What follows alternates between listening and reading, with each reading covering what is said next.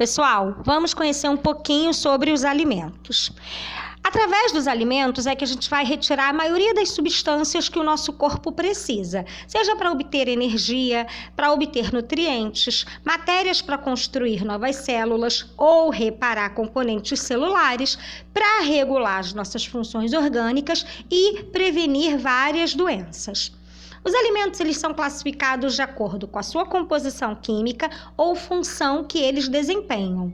Quanto à composição química, podem ser carboidratos, lipídios, proteínas, água, sais minerais e vitaminas.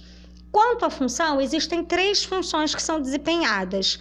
São, primeiro, plásticos, quando eles colaborarem na formação do corpo ou reconstituição de tecidos.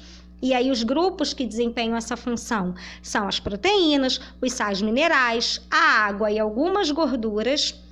São energéticos quando nos fornecem energia, e os grupos que fazem isso são os carboidratos e os lipídios, e reguladores porque eles garantem o bom funcionamento orgânico e a conservação da saúde, e são, desempenhados pelas vitaminas e sais minerais. É claro, gente, que todos os alimentos vão funcionar para um bom funcionamento orgânico e da saúde, mas quem regula essas funções são as vitaminas e os sais minerais. As proteínas são moléculas grandes constituídas por aminoácidos e precisam ser digeridas para que esses aminoácidos, então, sejam aproveitados e absorvidos pelo organismo. Fazem parte de tudo no nosso corpo: pele, unhas, cabelo, sangue, músculos, tudo no nosso corpo tem proteína. As fontes de alimentos que têm proteínas são as carnes, os ovos, soja, leite, queijo, pão com trigo integral, tá? Queijo, vários alimentos nos fornecem proteínas. E as funções também são variadas. Pode ter a função de enzima, aí vão modificar, alterar a velocidade das reações químicas, de transporte, quando atuam lá no sangue transportando oxigênio e gás carbônico, de defesa, quando reagem aos antígenos lá no sistema imunológico, hormonal, porque vão atuar junto com os hormônios, e de contração muscular, porque nós temos 2 proteínas que são efetivas no processo de contração muscular. Os lipídios são conhecidos como gorduras, óleos e ceras. Eles são insolúveis ou com baixa solubilidade em água. O que significa isso? Significa que eles não são dissolvidos em água. Quando digeridos, eles vão formar ácidos graxos e glicerol. E nós encontramos nas manteigas, nos óleos, inclusive vegetais, banho de porco e azeites. Também tem várias funções: reserva de energia, componente estrutural, já que fazem parte da nossa constituição celular, na membrana, originam hormônios sexuais, são isolantes térmicos, impermeabilizam tecidos por causa da sua pouca solubilidade ou insolubilidade em água, protegem órgãos também contra impactos. A água é o composto inorgânico mais abundante no nosso organismo e essencial. Por que ele é tão essencial? Porque ele desempenha várias funções importantes. A primeira delas é favorecer o ambiente para que ocorram as reações químicas. Ele faz com que o meio celular seja favorável a essas reações. Também regulam a temperatura corporal. Então, quando há uma elevação de temperatura, através da transpiração, evaporação de água no nosso corpo, a temperatura é diminuída, então há uma regulação térmica. Tem papel fundamental na constituição dos nossos líquidos: sangue, linfa, os nossos sucos gástricos, a nossa saliva, por exemplo, também o nosso líquido sinovial. O que é líquido sinovial, gente? São líquidos que ficam dentro das articulações, que têm a função de proteger as cartilagens de desgastes. E prestem atenção, eu falei que ela é o composto mais abundante inorgânico, porque o composto orgânico mais abundante são as proteínas. Outra coisa, qual é a diferença entre inorgânico e orgânico? A sua composição química. Compostos orgânicos têm na sua formação, na sua composição, carbono. Os inorgânicos não.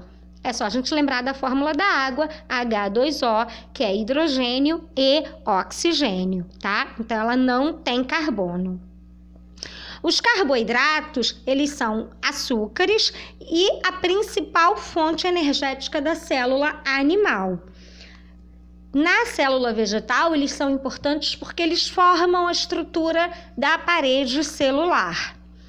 Eles são classificados de acordo com seu tamanho. Então, os monossacarídeos são os menores carboidratos existentes e os mais simples, porque eles são constituídos só de um sacarídeo. E nós temos como exemplos glicose, frutose e galactose. A glicose, a gente tem que lembrar que ele é importantíssimo para a respiração celular. Os disacarídeos são 2 sacarídeos juntos. Então, eu tenho aqui a glicose mais alguém. Quando eu tenho a glicose com outra glicose, eu chamo esse sacarídeo, esse disacarídeo de maltose. Quando eu tenho a glicose junto com a frutose, eu chamo de sacarose. E quando eu tenho a glicose mais a galactose, eu chamo esse disacarídeo de lactose. Os polissacarídeos já vão ser centenas de glicoses juntas. E aí a gente usa para armazenar essa glicose. No caso, nós animais armazenamos em forma de glicogênio. A gente armazena nos músculos esqueléticos e no fígado. Já os vegetais armazenam na forma de amido, ok?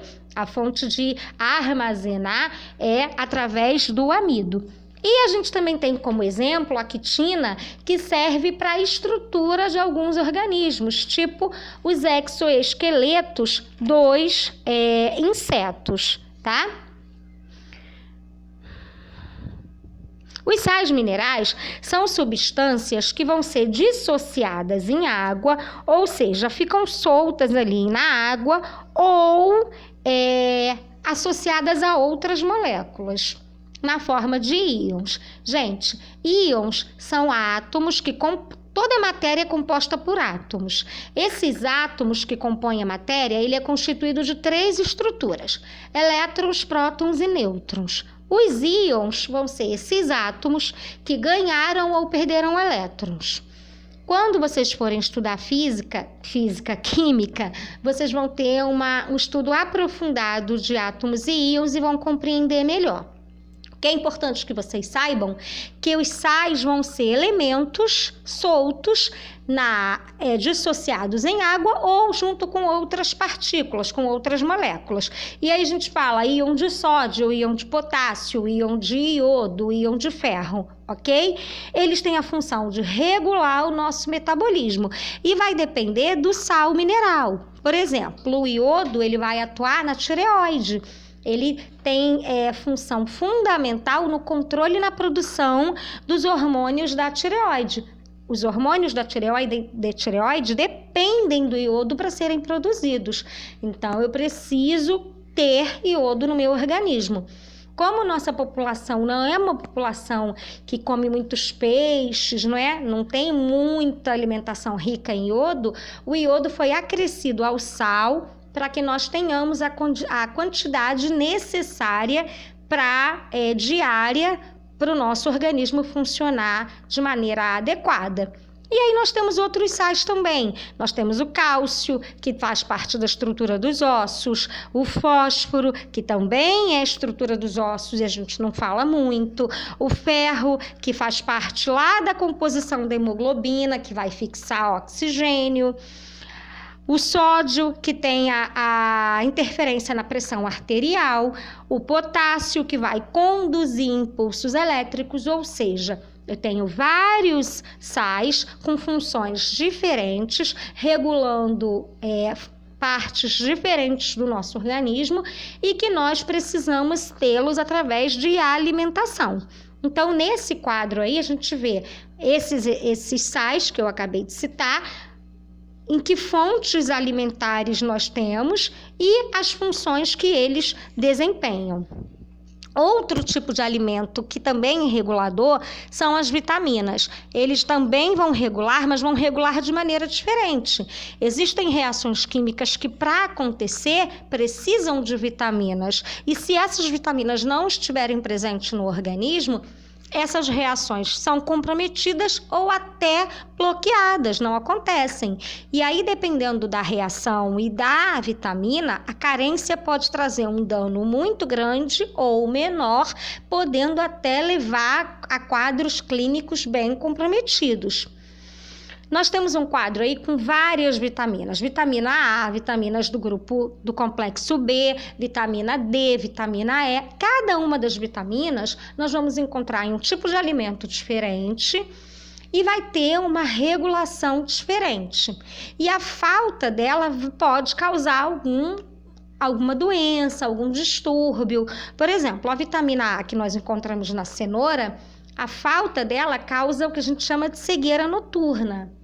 A vitamina C a gente associa ao sistema imunológico. A vitamina D, que é aquela que a gente precisa se expor ao sol para produzir, né, para fixar, na verdade, ela também está relacionada ao sistema imunológico. Então, assim, o que é importante só para a gente fechar é entender que todos os grupos alimentares são importantíssimos e fundamentais para que nós tenhamos uma saúde equilibrada, para que nós tenhamos um bom funcionamento orgânico. Então, é importante que nossa alimentação seja variada, rica de todos esses nutrientes e, novamente, bem balanceada. Então, assim, a gente não pode fazer dieta maluca porque fulano fez e conseguiu tal objetivo, ou porque na internet diz que é bom. Qualquer mudança alimentar vai refletir na nossa saúde. E a gente precisa fazer com acompanhamento de quem sabe, dos nutricionistas. Eles vão indicar qual a dieta adequada para a sua necessidade e quais alimentos você tem para aquelas necessidades que você precisa, tá? Eu espero que vocês tenham entendido. Uma boa semana de estudo para vocês. Até a próxima aula.